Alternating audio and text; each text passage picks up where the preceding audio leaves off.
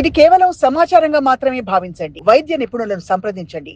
What is impact of food? మామూలుగా wait తగ్గడానికైనా దేనికైనా 70% మన ఆహార అలవాట్లు అంటారు, నిజమేనా? డెఫినెట్లీ. ఇన్ఫ్యాక్ట్ 70% కాదు, it's 80%. 80%. Yes, 80% is what you put in your body and 20% is exercise. Also it includes what you put. When I say what you put inside your body, it's not food alone. Mana thoughts kani, what we eat, how you drink, how you live, what kind of air we breathe, ivanni, everything is included. Right. And of course nutrition plays a definitely a high value in all of this. So as a great scholar said, let food be thy medicine. So of course, like in nature we have food which is given to us like a medicine. ప్రకృతిలో ఆహారం అన్నది almost ఒక ఔషధ గుణాలు ఉన్న ఆహారమే. అవునండి. ఇప్పుడు మనం చూస్తే ఇప్పుడు చలికాలం మనం రోడ్ మీద బయటికి వెళ్ళినప్పుడు మనం రోడ్ మీద ఏం చూస్తాం? ఆరెంజెస్ చూస్తాం. ఇంకోటి మన ఉసిరికాయలు, పెద్ద ఉసిరికాయలు చూస్తాం.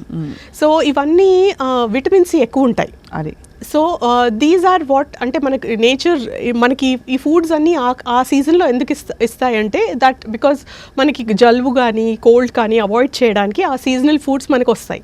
సో సీజనల్ ఫుడ్స్ అనేవి తీసుకోవడం చాలా చాలా ఇంపార్టెంట్. అబ్సల్యూట్లీ చాలా ఇంపార్టెంట్. కానీ ఇప్పుడు ఫుడ్కి సంబంధించి బిగ్గెస్ట్ కన్సర్న్ ఏంటండి? ఒకటి ఫ్యాట్ డయట్స్ వచ్చేయడం, చాలా షార్ట్ కట్ మెథడ్స్ వచ్చేయడం. సో బ్యాలెన్స్ డయట్ అనే కాన్సెప్ట్ నుంచి మనం చాలా దూరంగా వెళ్ళిపోయాం. ఇప్పుడు అందరూ ప్రోటీన్ సెంట్రిక్ డయట్ అంటున్నారు. You don't need fruit, you don't need fructose అని అంటున్నారు. నిజం అది? Everything in moderation is good అండి. That is what I would say. ఇంకోటి ఫ్రక్టోజ్ అనేది it's a form of sugar and మనం తిన్న కార్బోహైడ్రేట్స్ అన్ని గ్లూకోజ్ అవుతాయి. అవును. సో ఫ్రక్టోజ్ అనేది లివర్ త్రూ మెటబాలైజ్ అవుతుంది. సో మనం ఫ్రక్టోజ్ తీసుకున్నప్పుడల్లా కొంచెం ఫైబర్ తో తీసుకుంటే it is good for us. Okay. Fibre లేకుండా జస్ట్ ఫ్రక్టోజ్ అంటే ఇప్పుడు మనకి బయట దొరికే ఫ్రూట్ జ్యూసెస్ అవన్నీ ఇట్స్ నాట్ గుడ్. అవును. So if you eat a whole fruit, apple తీసుకొని మనం హోల్ యాపిల్ తింటే it's good for you. Why not? It has all those micronutrients అంటే మనకి చిన్న మోతాదులో దొరికే విటమిన్స్ కానీ మినరల్స్ కానీ ఇవన్నీ చాలా అవసరం. సో ఇది మన రా ఫుడ్స్లో వస్తాయి, లైక్ వెజిటేబుల్స్ కానీ ఫ్రూట్స్లో కానీ.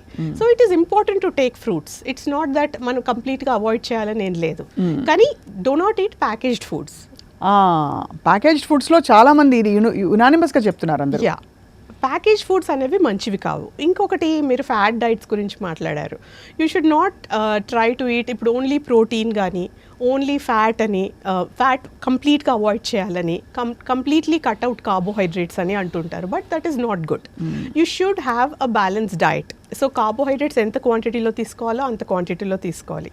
ఇప్పుడు ఫ్యాట్ కంప్లీట్గా అవాయిడ్ చేయాలని కొందరు అంటుంటారు. బట్ వాళ్ళకి తెలియదు ఏంటంటే మన బాడీలో విటమిన్ ఏ, డి, ఈ, కే, దీస్ ఆర్ 4 ఇంపార్టెంట్ విటమిన్స్. ఇవి మనకి సరైన మోతాదులో గుడ్ ఫ్యాట్ ఉన్నప్పుడు మంచిగా అబ్జార్బ్ అవుతుంది బాడీలో. అవును. లేకపోతే ఆ ఫ్యాట్ అనే ఆ విటమిన్స్ అనేవి అబ్జార్బ్ అవ్వవు. ఇప్పుడు మనకి ఎక్కడ చూసినా విటమిన్ డి డెఫిషియన్సీ ఉంది.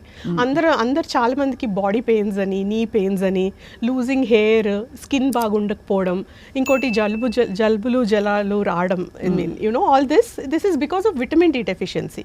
ఈక్వల్గా అంటే everywhere it has overtaken iron deficiency, vitamin D. So vitamin D మనం తీసుకున్నా కానీ అది అబ్జార్బ్ అవ్వట్లేదు, ఎందుకంటే మనం గుడ్ ఫ్యాట్స్ తీసుకోవట్లేదు. సో గుడ్ ఫ్యాట్స్ అనేవి తీసుకోవడం చాలా ఇంపార్టెంట్.